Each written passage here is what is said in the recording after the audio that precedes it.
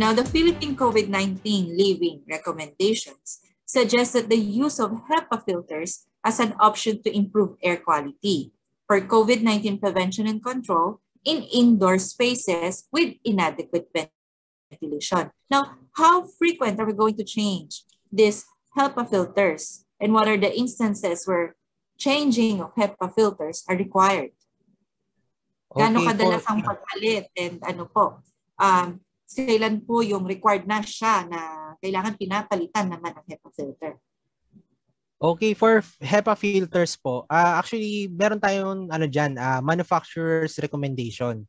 So, meron siyang recommendation for the usage, no? Giving kasi ang mga ang HEPA filters natin is installed in an HVAC or air purifier po, no? Having this kind of airflow, meron na po silang computed usage dyan, most commonly by 60 to 90 days or 2 to 3 months, no? So by 2 to 3 months, then it's time to palitan na siya.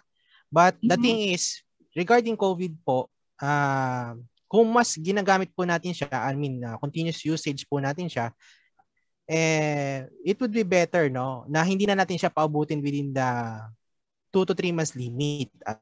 As much as we can change it, then we can at least provide it as a part of our maintenance po.